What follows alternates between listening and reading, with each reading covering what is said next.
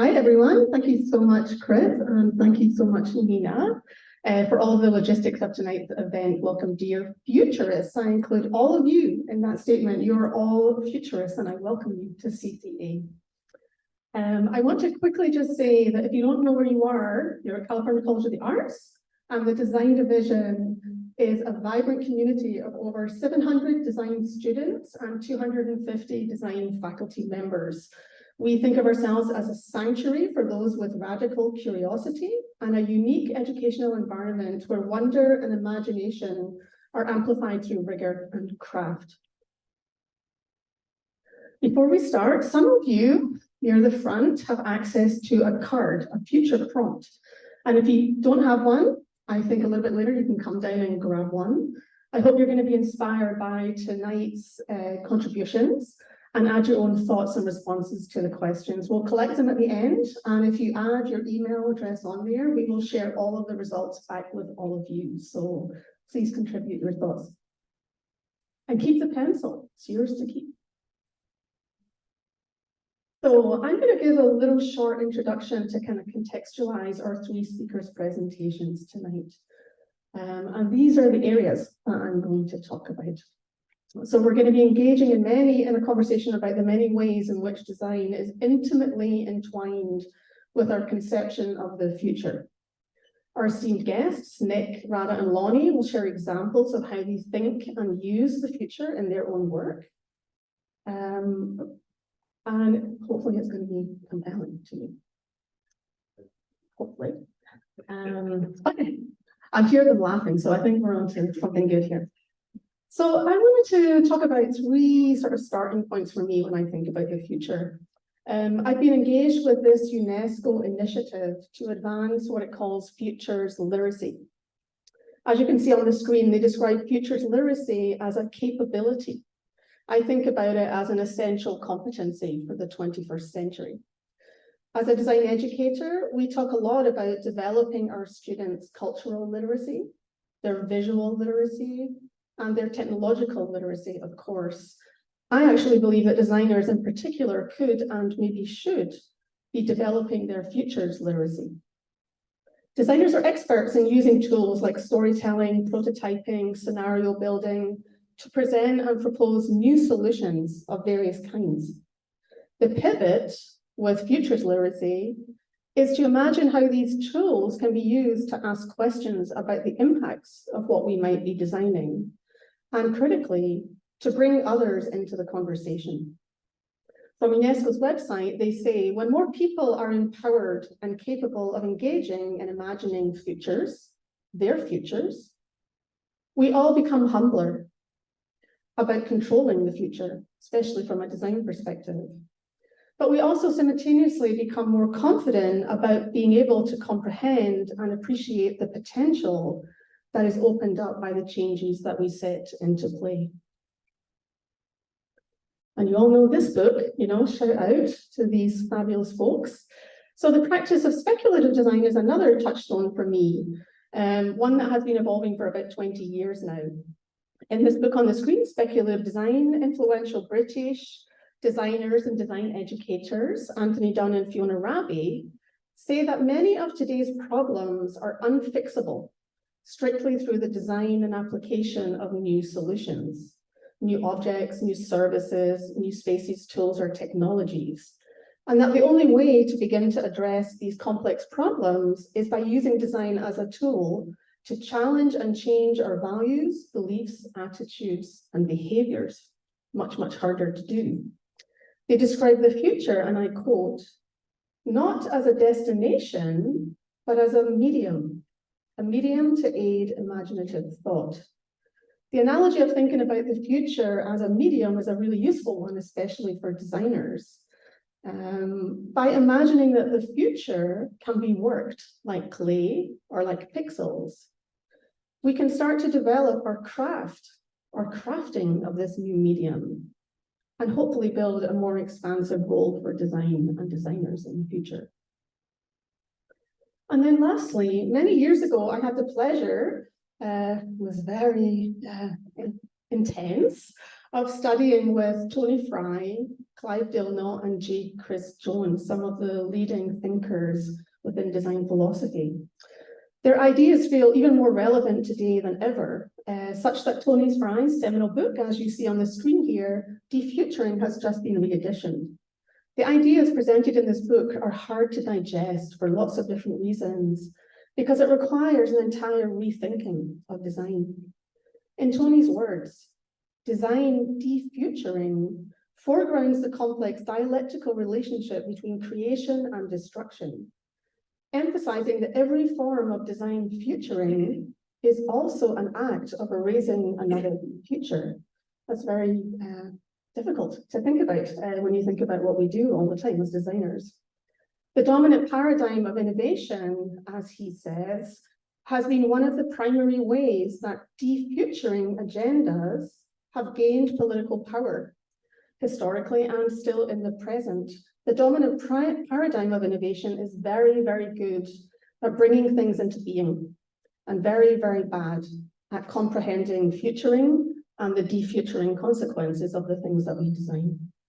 There's obviously a lot more to understand about Fry's position, but I would pose that the ability to grasp and then make imaginable the potential second and third level consequences of even the most benign acts of design is now a critical skill and a task for designers to undertake.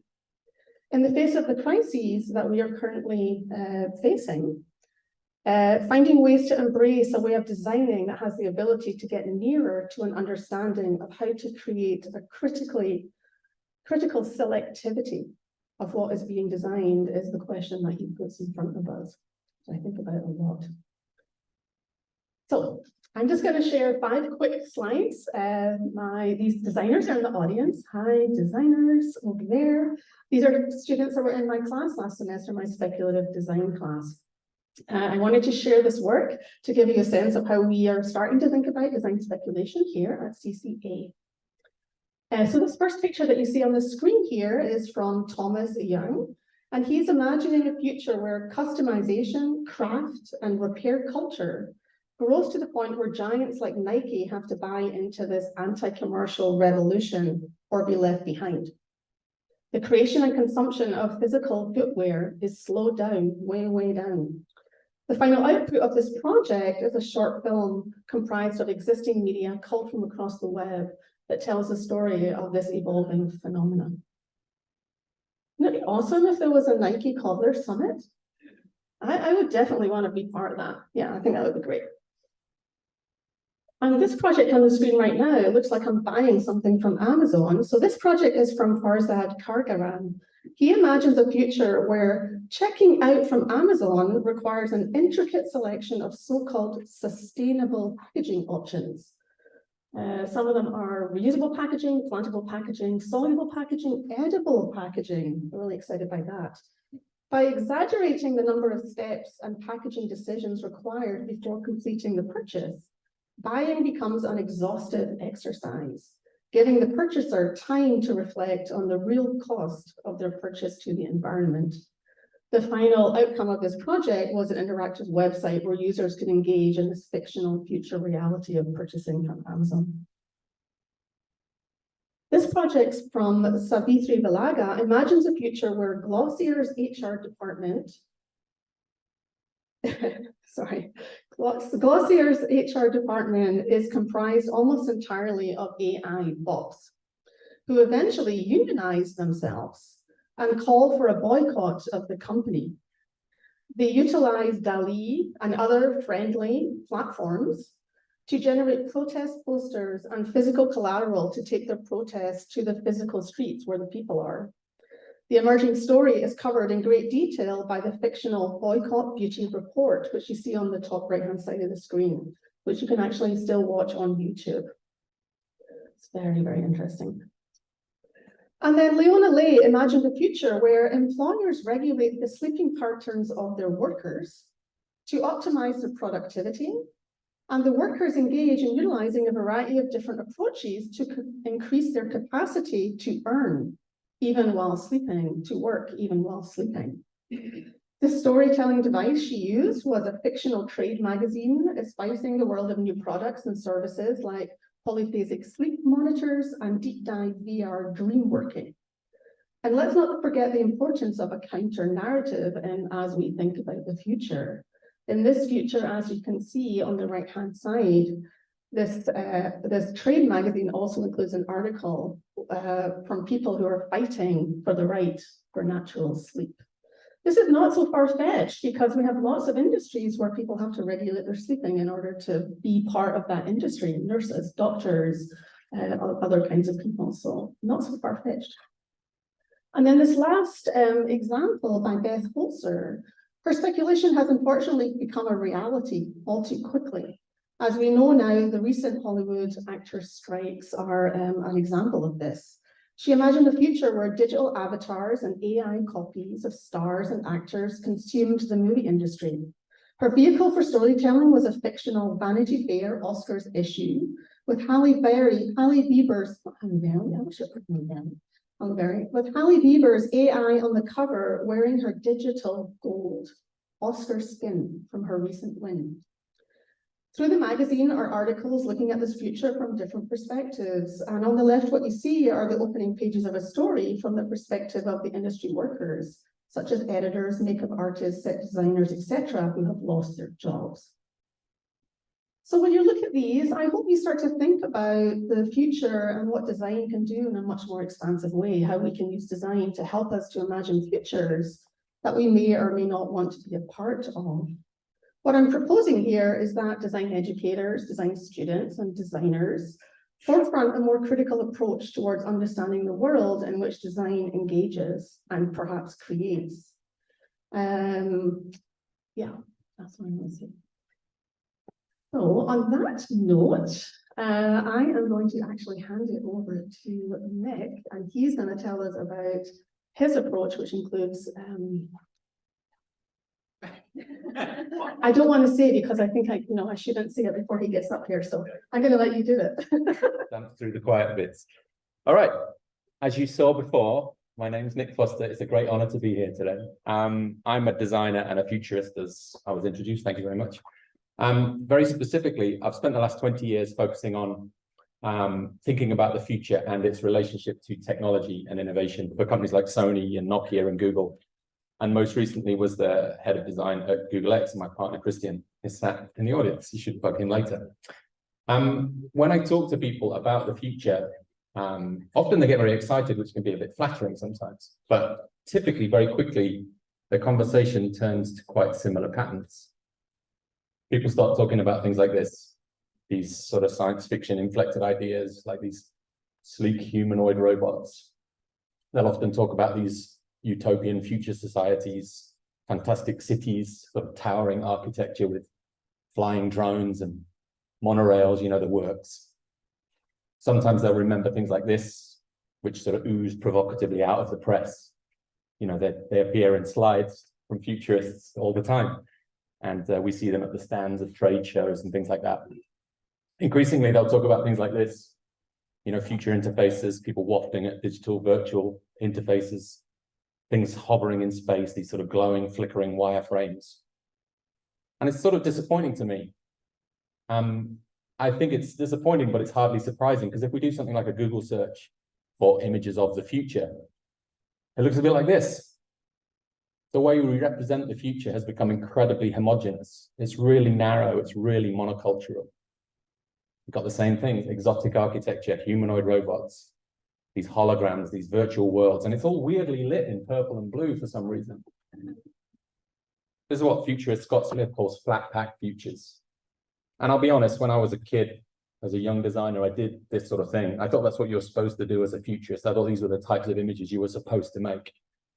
And it was fun and it was exciting and occasionally engaging and, made a bit of money, whatever. But I became disillusioned with this kind of work because I just couldn't get away from this. This was the house where I was born and grew up. And it's a fairly ordinary suburban life somewhere in the middle of the UK, sort of 2 up, 2 down. And I just thought, why can't we build futures which explore that type of existence? Why don't those images we just saw feel like an evolution of this type of existence even? So I spent the last maybe 15 years or so trying to address that gap, trying to understand why that disparity exists.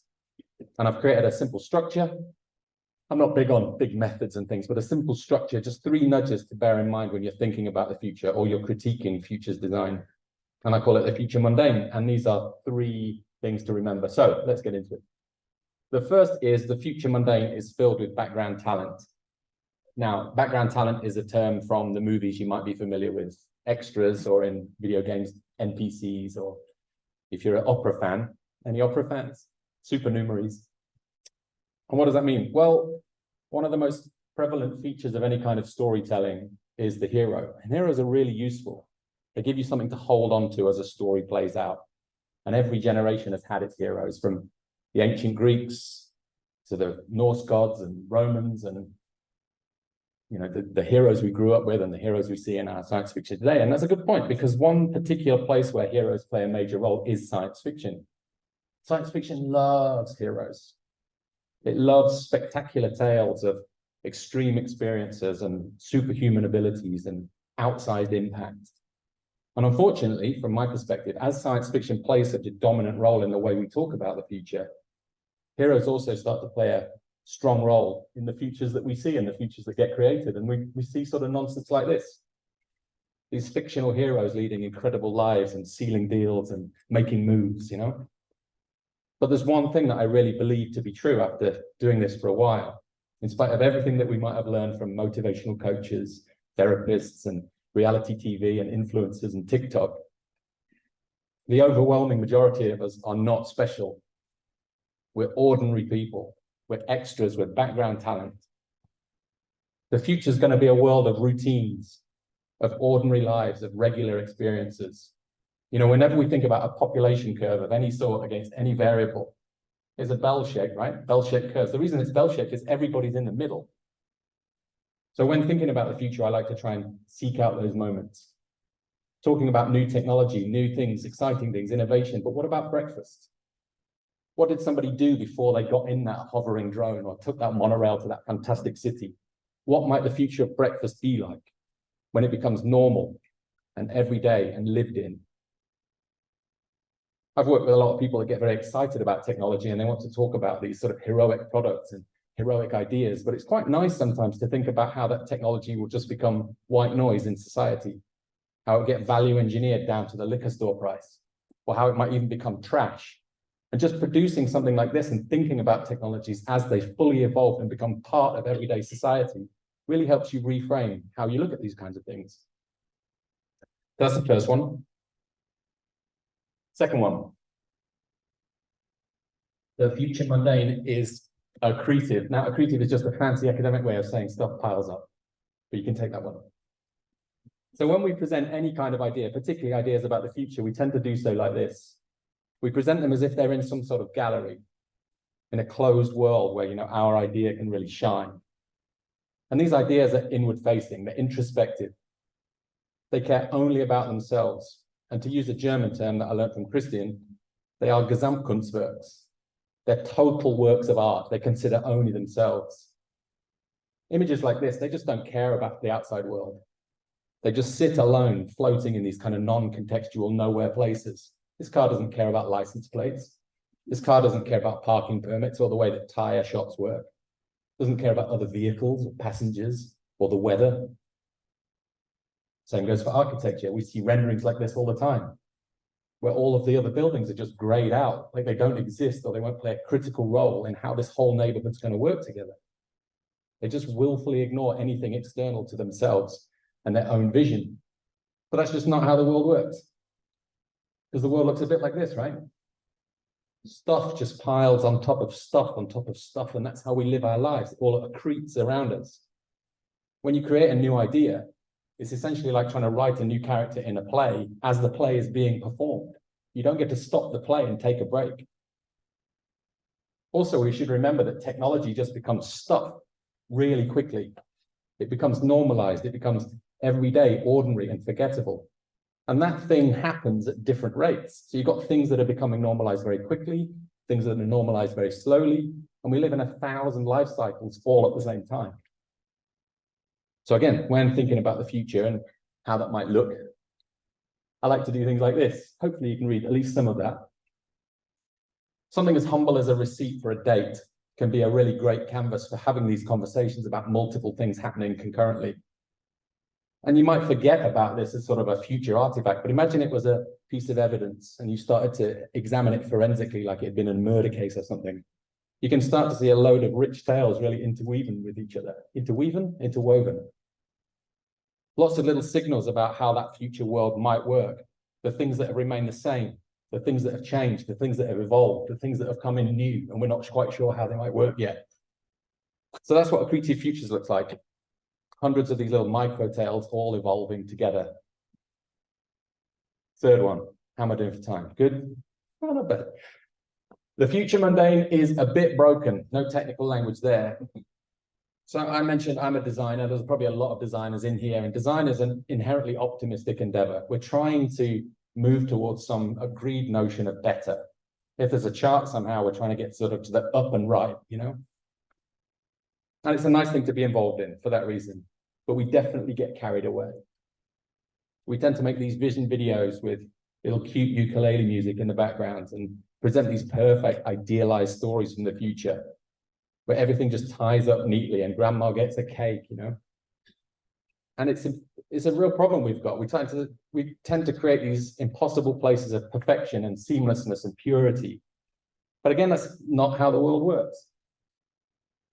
The world is absolutely full of partially broken things. Breakage is just part of the canvas of the life that we all lead.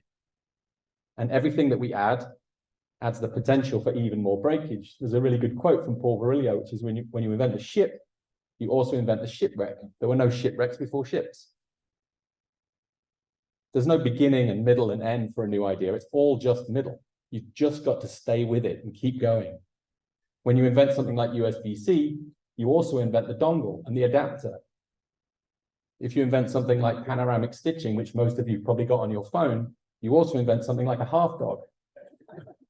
Now, it's somebody's job now to fix that. It's very trendy to talk about solutions, and lots of companies name themselves something solutions, but whenever I hear that word, it just gets me a bit nervous because there are no such thing as neat and tidy solutions with an N.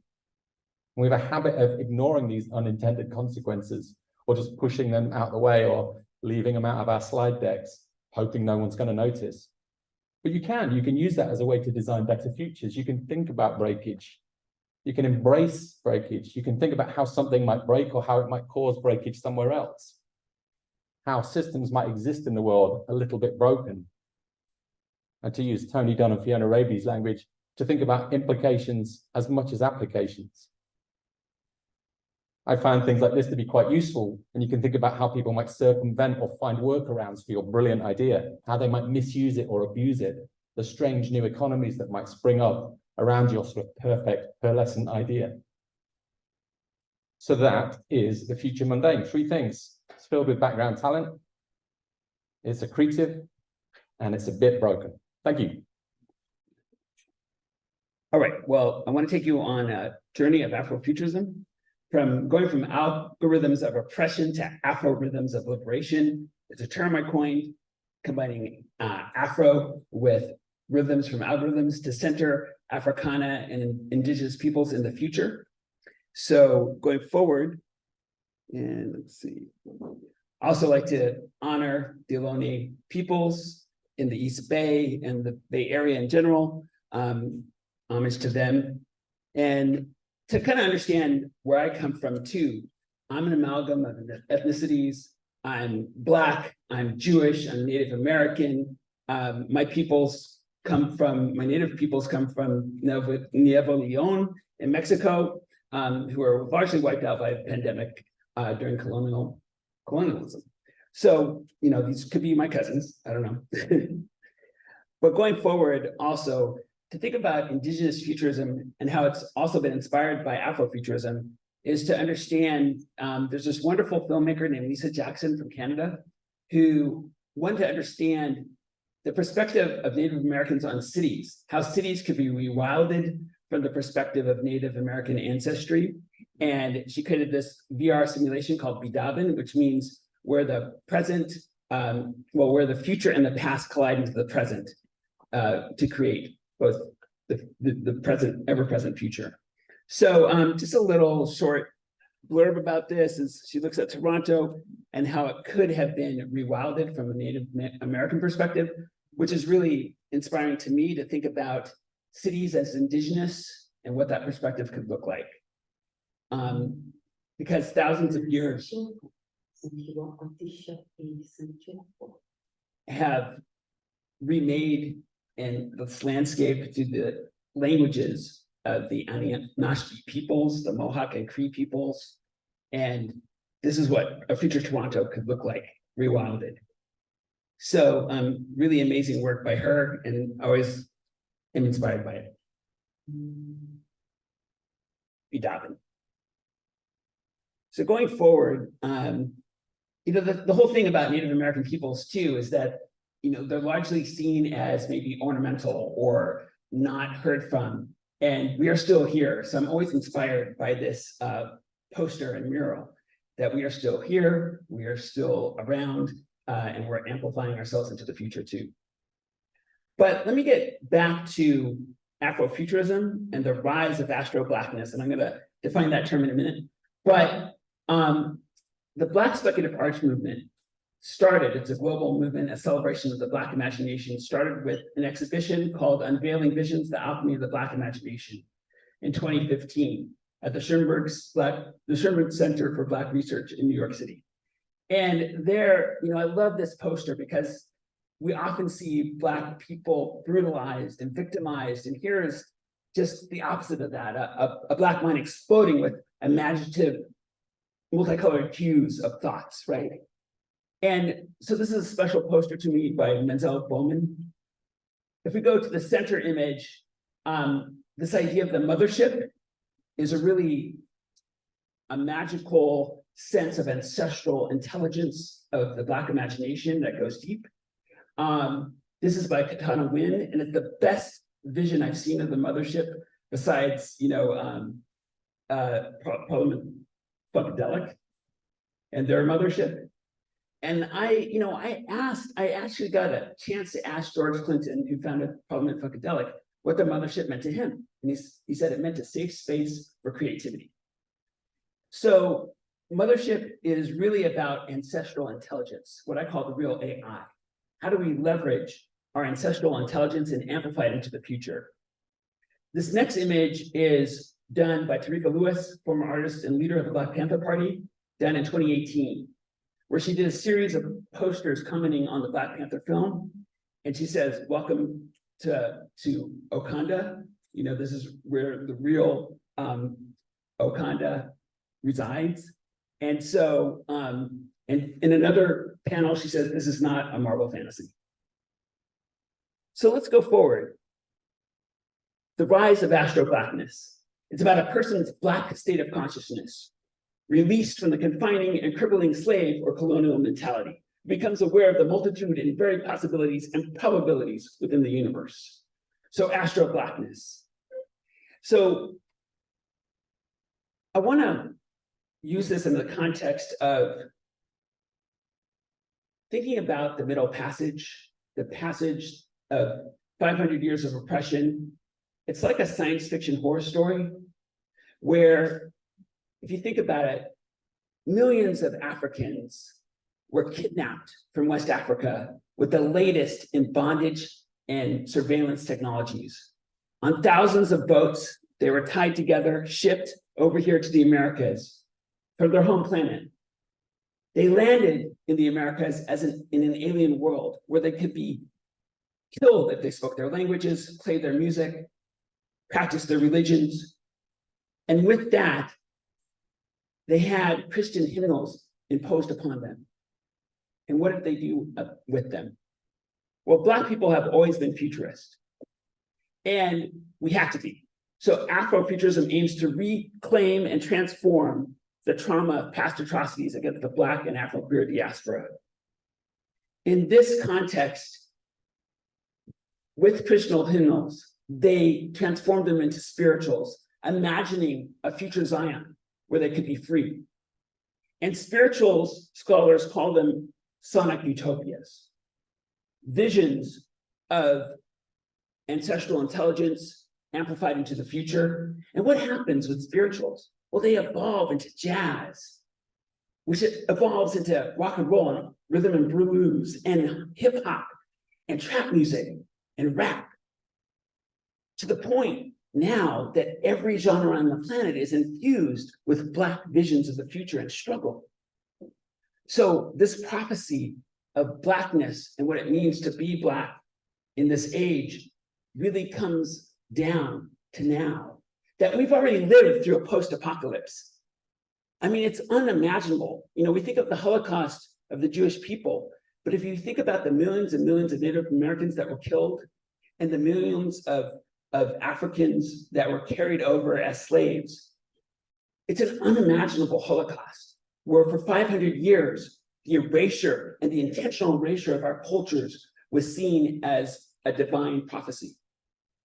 So we, as Black people, as Indigenous people, have already lived through a post-apocalyptic period. We know how to deal with some crises, you know? So that's where I say, turn to us to learn about how to deal with the present crises. So the Black Speculative Arts movement grew in 2015 out of this. It's a celebration of the Black imagination, a global movement of the Black imagination. The growest chapter, the fastest growing chapter, is in Brazil, in Sao Paulo, but it's in Colombia, where 30% of the population is Black, the third largest Black diaspora on the planet, after the US, after Brazil. It's growing in Africa, it's growing in the UK, in Australia even. So they will turn it and transform Afrofuturism into Afrofuturism 3.0, into something else, according to their local context.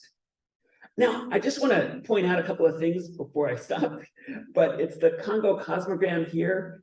It looks like a future scenario matrix, but this is from the Congo peoples, where Nseke are the world of living and Mbemba are the world of our ancestors. And we meet at the Kalinga lines to create the future, new possibilities of what could be.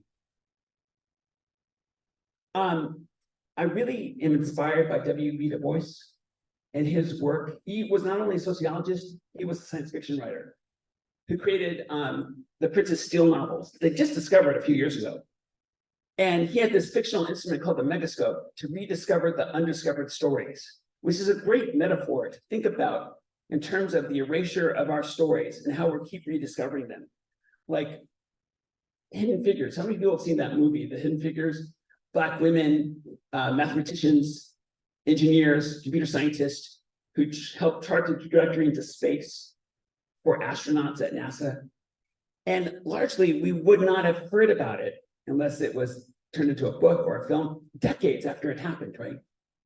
And this is what I call an important term that I coined called Afrofuture types or Afrofuturetopes, that are Black signals of the future that find and reclaim the traces of Black cultural visions alongside erasures of those signals. You see, even as we're told to bring ourselves up by our bootstraps, we have already created visions of the future that are strong and robust and then get simultaneously destroyed through processes of erasure, you know? And so we're using Afrofuturism to amplify and leverage and protect ourselves against that erasure. So it was a proud moment to see the Black Panther film, but Afrofuturism combines science fiction and fantasy to re-examine how the future is currently imagined and to envision alternative futures based on the Black experience. So going forward here, the idea is to visualize alternative memories of the future as cognitive prosthetics, as muscles in our minds that we can build and recreate as experiential futures to heal ourselves. I'm inspired by the work of Jake Dunnigan and Stuart Candy in this realm. The idea is to heal ourselves and to heal others. This is by a wonderful portrait by Natrice Gaskins, who uses AI technology in her art. So I share a dream to ensure that long oppressed racial minority and diverse voices can articulate themselves in the futures imagined and in the practices of long-term thinking and in the professional areas of foresight.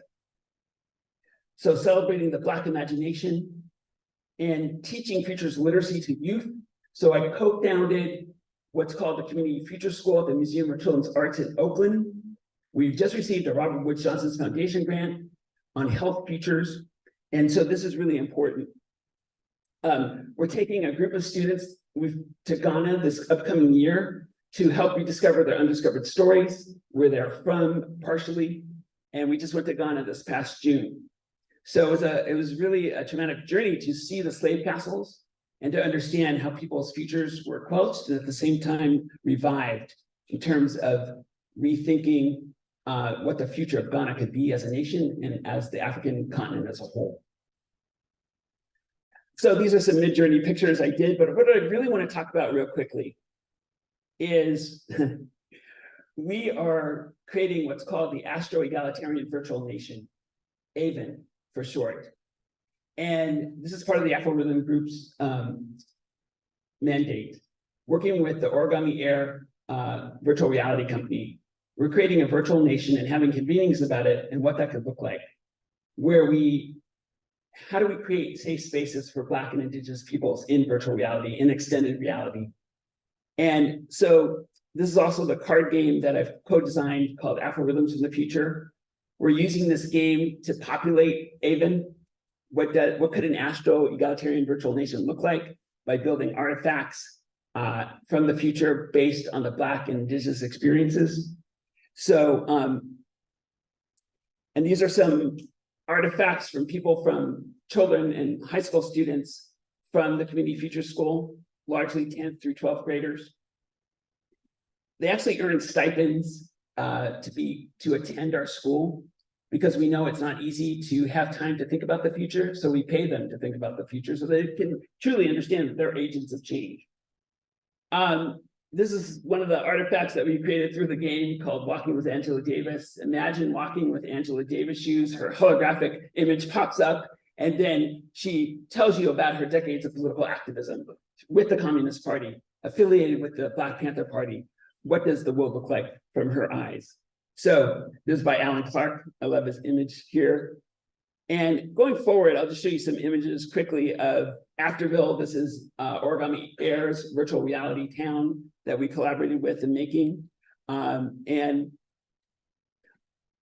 we had and celebrated Juneteenth in this virtual reality where we invoked the mothership to arrive last June. I was up at 3 o'clock in the morning in Germany doing this. And so you can hear the sounds of that as the mothership approaches. So we actually created the mothership in virtual reality, approaching our ship that we call the Air Algorithms. And that's our ship, where we've showcased it as a place, the birthplace of the Astro-Egalitarian Virtual Nation. And we also created a spiritual, readapted a spiritual called Swing Low, Sweet Chariot, Sweet Mothership, that is. And you can hear part of it.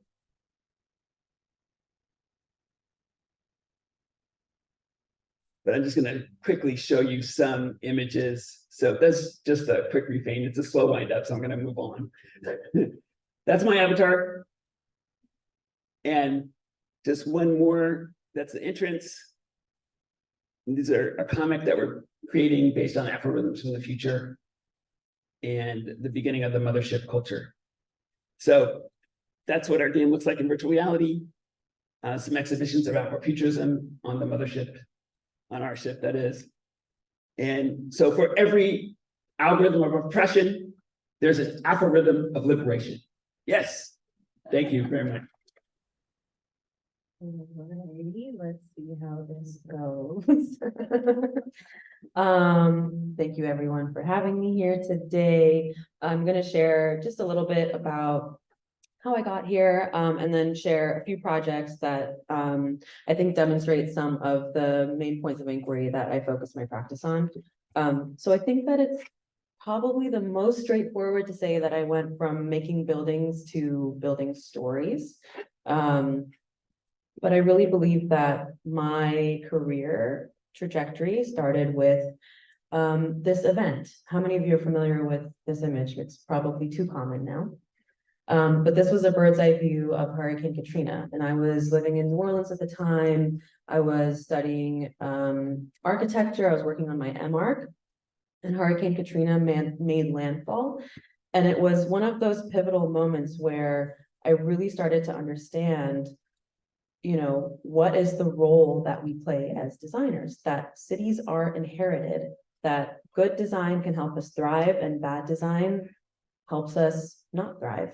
And it wasn't until I kind of went back into the city and we were allowed back into New Orleans after the storm that I really remember thinking, I wonder if 50 years ago, or maybe 100 years ago, timelines that maybe feel like a luxury now, if the architects that were building for the city at the time had anticipated a 100-year storm like this. Because they were 100-year storms. New Orleans hadn't really had a storm that was that catastrophic in quite a while. And I really wanted to kind of place myself in the world and in that thought space of those architects and think, who were they building for? Who was left behind in their visions and in their plans? And it made me realize that I'm putting things out in the world that will profoundly impact people's lives. And because cities are inherited, I truly believe that, right? We don't start with these blank slates. I felt that I had an obligation to those who come after me to build better and to be a designer and maker who engaged in what I call kind of small acts of future making that are, yes, globally engaged, but really locally kind of responsive. And that really brought me into my journey of speculative design. I realized through architecture school, through architectural practice, that buildings in fact are future artifacts. We're not just kind of sitting in studios creating these pristine machines and placing them in the ground. We really have to think about the way the world changes around these buildings and the artifacts we place as part of the built environment landscape. And we have to think about how people will change and how their needs and expectations might change in the future. So that felt to me like an awakening. It felt like, you know, time became something that I had to take into consideration as a design element, as a provocation, and oftentimes to me at the time it felt like as a constraint. And one of the key questions that to this day my practice is centered around is this one: who is this future preferable for? Because for everything that we design, we are leaving somebody out of it. Something that feels like it's going to work for me might not work for you, right? And I have to constantly think about that tension and confront the question of who is this preferable for. So I'm going to share just a few projects that maybe kind of demonstrate some of this. This one is called the Future Londoners. I was in London at the time. I was working for Arab as a researcher. I was in grad school at St. Martin's, trying to unlearn everything I had learned in architecture school and focus on an art degree. And I kind of happened upon Arab's foresight team, and it was really refreshing because I didn't really know what speculative design was. I didn't know what future studies was. I had only had kind of a brief introduction to it through an architectural lens, through the Metabolist and Super Studio and Archigram and Ant Farm. And so one of my first projects was thinking about the impacts of the London Olympics 10 years out. And we came up with a few different personas. We worked with some sci-fi authors, but I was really tasked with coming up with the kind of key features of the personas, thinking about how technology might evolve, thinking about what their lifestyles were, how they might change in the future. And I'm going to tell you what, I did a really bad job. I recently saw this again because I work at Arab again. And we got a lot of stuff right, but we got a lot of it wrong. And I think one of the things I learned from this was that there was one kind of a fetishization of technology. We got blinded by the light, right, by the shiny stuff. But two, a lot of the language that I was using at the time to tell these stories is no longer relevant. So people didn't even, me coming back to it, I use terms like Boris bikes, which are essentially the city bikes that you might rent. And 50 years from now, I barely remembered what those were. I forgot that Boris was the mayor of London at the time. So to me, language is really, really important when we're talking about futures. It can help people bring people into your vision, but it can also alienate folks. And it becomes really, really important to think about the assumptions and the values that are embedded in these words and in these kind of visual and verbal monikers that we rely on. And then at Arab, during the pandemic, we were really interested in thinking about what are the future impacts on built environment. How does the built environment start to address the issues of the pandemic? How will it be informed by it? How will it be impacted by it? So we looked at different aspects of the way we live, the way we work, the way we move through cities, the way we play. And these were kind of some of the speculations that we came up with. And then finally, my colleague in London, Tobias Ravel, did this project. It was a design fiction film as part of London Design Festival for Arab's Foresight team. And the film was called Abundance, and it looked at a kind of regenerative vision of the future. But one of the reasons that I really love this, and one of the things that we tried to do at Arab, is to move with this understanding that we aren't operating from a blank slate future. So you do see the existing landscape of parts of London, some of the clothes that the main character is wearing, some of the the vehicles that she's using, you could still recognize today. We don't want to launch people out into these far out futures and say, hey, meet us there in 50 years. We want to provide the bridge for them to get there in a meaningful way. And then in my personal practice, so when I was in grad school, I was really afraid to put my work out there. I felt like I was going to fail, I wasn't good enough. And so what I did was to create a fictional design studio. And it was just something to kind of take the pressure off, because I was still making things and I was still putting them out there, but I was telling myself it didn't matter because it wasn't real. And I actually recommend this to a lot of my students as kind of a way to just get your stuff out there without being too precious about it. But I created this entity called the Holistic Environmental Response Division. And it was kind of the research satellite to a real architecture studio that I had started with a friend in New Orleans called GOAT, greatest of all time. We were very bold for 23. It was just a way for me to kind of put forward these future speculations at the human scale. I found myself kind of getting into futures practice and being really overwhelmed by these narratives that were kind of thrown at me from these like global scale perspectives, right? So we were talking about mass levels of urbanization and rising sea levels and patterns, biodiversity patterns shifting. And I was like, well, what does this mean for me? I don't understand. It's too much to think about. I felt like I had no sense of agency or ownership over what that future became. And I didn't think that I could actually design towards it or design against it or place myself in that world. And so this was kind of one of my first ways of really giving myself some agency in what a future might become. So one of this was a project where I had created a few different, what we call wild card scenarios. So low probability, but high impact, things that might feel quite absurd. One of them was, what if there are no more fish in the sea? What happens? And for each of these, I created a little artifact that kind of helped make that feel a little bit more tangible, helped somebody kind of connect with that version of the future. Another story was around Startup City, which at the time, I think there were tech companies who wanted to move their operations out into the oceans on these like huge cruise ships, so they didn't have to deal with the kind of jurisdictions of nation states. And so I was really interested in this idea of like, what if you brought all these creatives and like put them on an island? What happens to the sense of creativity when you no longer have these happy surprises and accidents, when everything is curated and designed?